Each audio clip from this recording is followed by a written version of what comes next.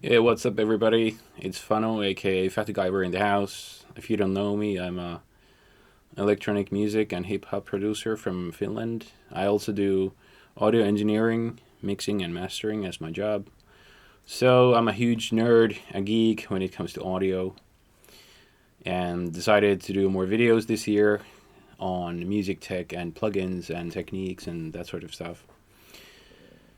I wanted to start with something that probably hasn't been covered 10 million times before, or maybe it has, I don't know. I wanted to talk about my favorite EQs in terms of giving the sound a little bit of high end sheen, that's really creamy top end. So I wanted to take a look at some of my favorite plugins and a few techniques that I use. The sound that I chose to use for this demonstration is this one.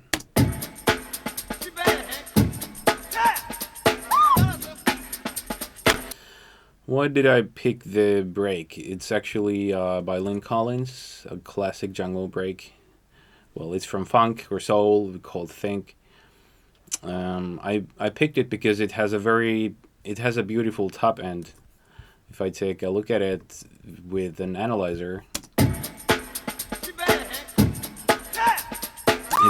it's got a lot of content around 10 or 9 to 11K roughly, and it also has a very beautiful shake at the end, and that part is used by a lot of electronic music producers.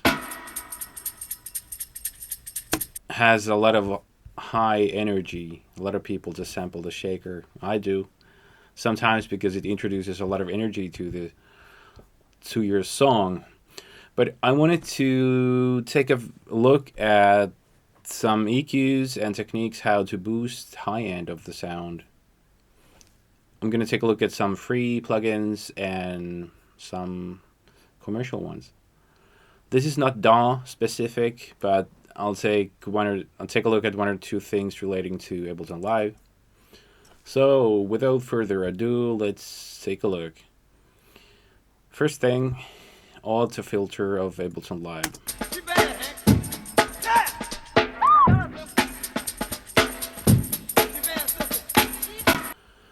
Ableton Live has analog modeled filters, and all of them are capable of producing some pretty nice resonance in the upper range. So let's listen once more.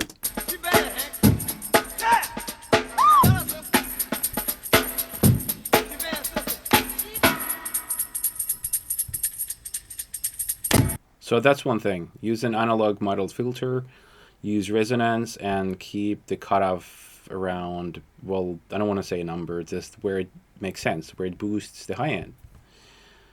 Next EQ, or the first EQ actually, is a free one by Tokyo Dawn. Whoa, let me actually... Sorry. So let's begin from the beginning. A free one is by Tokyo Dawn called Slick EQ. And let me crank up the 10K.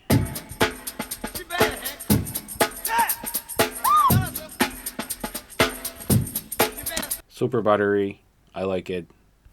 Get it, it's free. So on to the next one. CQ by Soundtoys.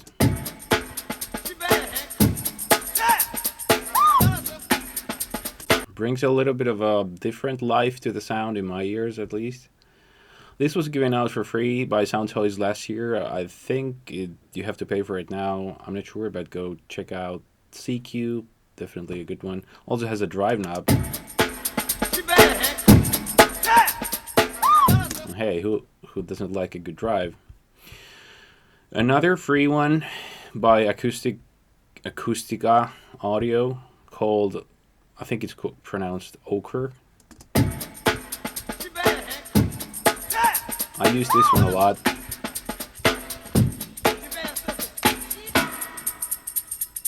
I believe it was modeled after analog EQ. I mean, most of the stuff that they do are, I think all of them are actually modeled after analog stuff, so it definitely sounds good. in the 10K range. It's free, no reason not to get it. And this one is probably the one that I use the most in mixing and mastering. Like literally every song that I handle gets a little bit of this one. It's Revival by Slate Digital. Listen to it.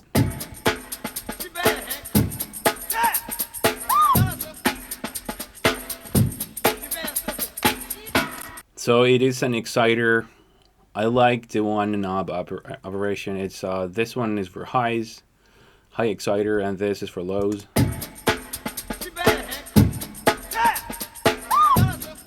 It's free, but you have to have an iLock, which is not a big deal in my opinion. So that's Survivor. And this literally just came out. This is also by Acustica Audio. Let's set it to 10K. Whoa. I'm still learning to use it, but it just came out like a few days ago with the latest issue of Computer Music.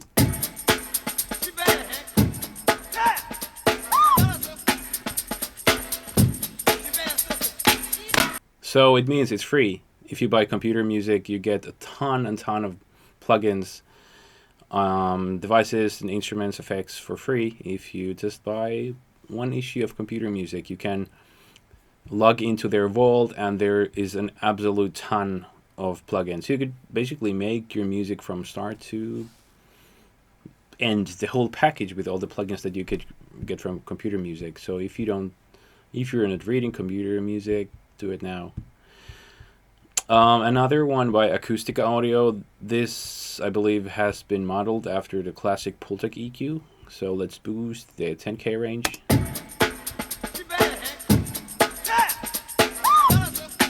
Yeah.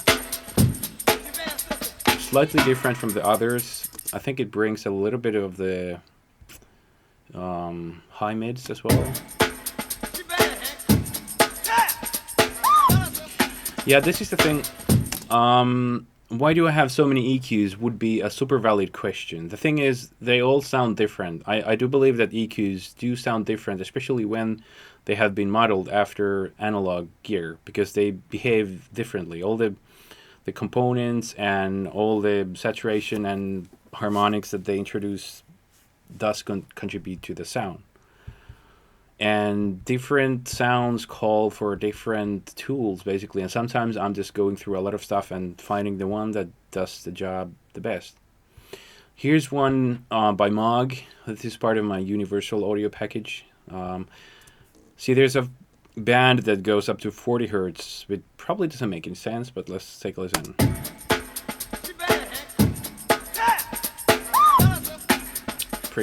Bring it down to 20.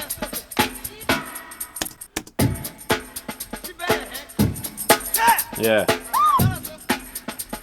I use this one a lot. I love it. Then I use Isotope Ozone 7 a lot in mastering. But one of its modules is exciter, and so I'm only targeting the top end here. I'll set it to cross over to around 10K, and let's listen. And you can actually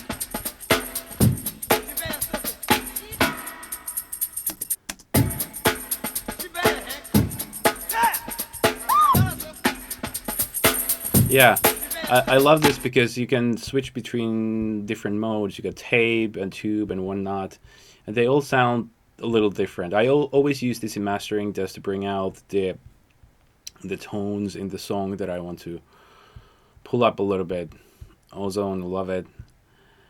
Also, another module of Ozone with a different technique, actually. This is a multiband compressor, and sometimes when I want to bring something up, I may just use a multiband compressor to actually just increase the gain of a band, because this has been divided just like Ozone always does. It divides the signal into 4 bands, and I will make the high band 10K and up roughly, and then I can just boost the gain of it. So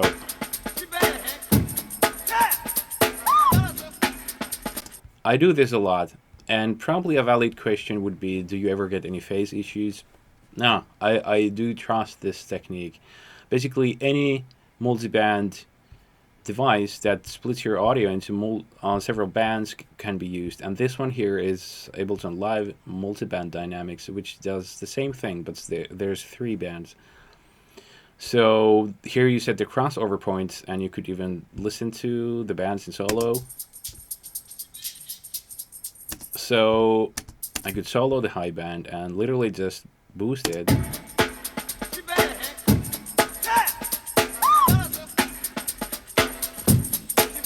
A very simple technique, but I know a lot of people overlook this. So if you have a multiband dynamics or any similar device in your DAW, use it. And this one by Isotope Neutron just recently came out. Its main purpose is being a intelligent mixing assistant tool, but it does have several modules. Exciter being this one here. Once again, sounds a little different, and you can surf between different modes. I like it. One thing to consider here, you have to activate the other 2 modules, because if you don't, and let's listen to it, it mashes up the whole signal, which is not what I'm looking for. One thing, Nebula. What is Nebula? That's probably out of the scope of this tutorial or whatever video this is, but Nebula offers a ton of devices that have been modeled after analog gear, and this one that I happen to pick out is an equalizer. Honestly, I forgot where I got this from. It may be one of the bundled ones, but there's a ton of commercial Nebula devices, and this one, sure enough, it is an analog one, so setting it to 13K, and yeah, super lively. I just wanted to pull this up just to hopefully raise your interest in Nebula technology. Look it up. It's by Acoustica, just as it says here. There's an absolute ton of analog model devices available for Nebula. A ton. UAD, I love my UAD. And here I got Precision Enhancer. Let's take a listen.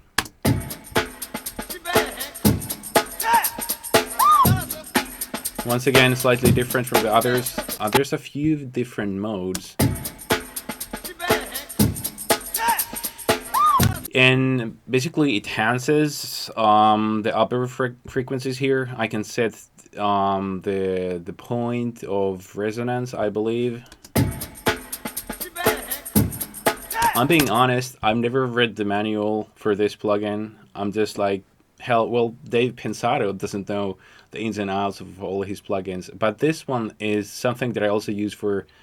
In mixing, I often use this one for synths. If my client asks me to bring up a synth, I swear every second time that I use this on a synth, the producer asks me, what did you do to the synth because it sounds good? And I say, I use the UAD Precision Enhancer because it's some magic. UAD Pultec usually used for enhancing the low end, but let's take a listen to what it does to the top end. Set it to 10K. Yeah. I love it.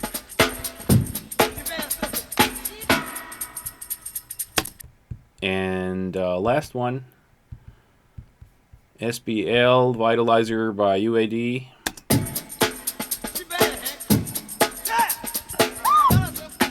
Ton of different parameters that you can mess with. Another enhancer.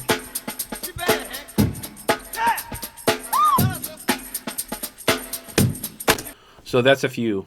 If you didn't hear a difference, I don't blame you, but I always say you have to have a decent system to listen to the music that matters to you. When it comes to critical work, I'm using Odyssey LCDX headphones, which give me a lot of information on the sound every time. So these bad boys I do trust.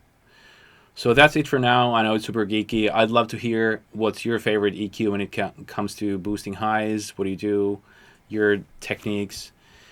Also, I'm planning to do way more of this year, so let me know what you would like to hear about, and I'll probably cover it in the future. So that's it for now. I hope you found it useful. Peace out.